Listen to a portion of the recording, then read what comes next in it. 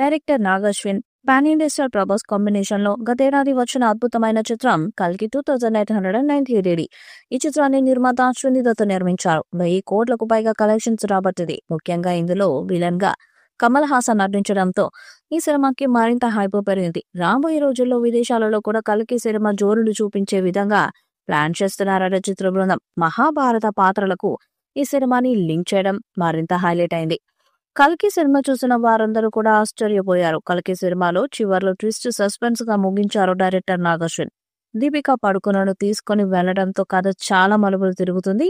ఇదే సెకండ్ భాగంలో ఎక్కడికి తీసుకెళ్లారు అనే కథాంశంతో చూపించబోతున్నారట. తాజాగా అశ్విని దత్ సీక్వెల్ గురించి మాట్లాడుతూ పలు విషయాలను తెలియజేశారు. కల్కి 2 సినిమా షూటింగ్ ఏప్రిల్లో ప్రారంభించబోతున్నామని, ఇప్పటికే కథను కూడా సిద్ధం చేశామని, వచ్చే ఏడాదిలోనే ఈ సినిమా రిలీజ్ చేయబోతున్నట్లు వెల్లడించారు. సినిమా కథను మరింత డెప్త్ గా చూపించేందుకే ప్రయత్నాలు చేస్తున్నామని కూడా వెల్లడించారు.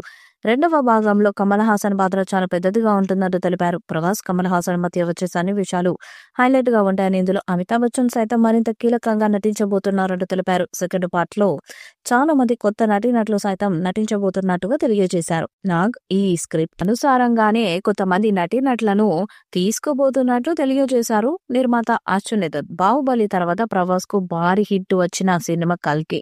ఇక ఈ సినిమాకు సీక్వెల్ ఉన్నట్లు ఇప్పటికే చిత్ర బృందం వెల్లడించింది. దీంతో కల్కి 2 ఎప్పుడెప్పుడు వస్తుందా అని అభిమానులు ఎంతో ఆతృతగా ఎదురు చూస్తున్నారు. ఈ నేపథ్యంలో ఆ చిత్ర నిర్మాత అశ్విని దత్ ఒక ఇంటర్వ్యూలో మాట్లాడుతూ కల్కి 2 గురించి కీలక అప్డేట్ ఇచ్చారు. కల్కి 2 వచ్చే ఏడాది విడుదలవుతుందంటూ తెలిపారు. అంతేకాదు తన అల్లుడు డైరెక్టర్ నాగార్జున గురించి ఆసక్తికర కామెంట్స్ చేశారు. కల్కి మొదటి భాగంలో భవిష్యత్తులో భూమి ఎలా ఉండబోతుంది అనేది ఊహాజనితంగా చూపించారు.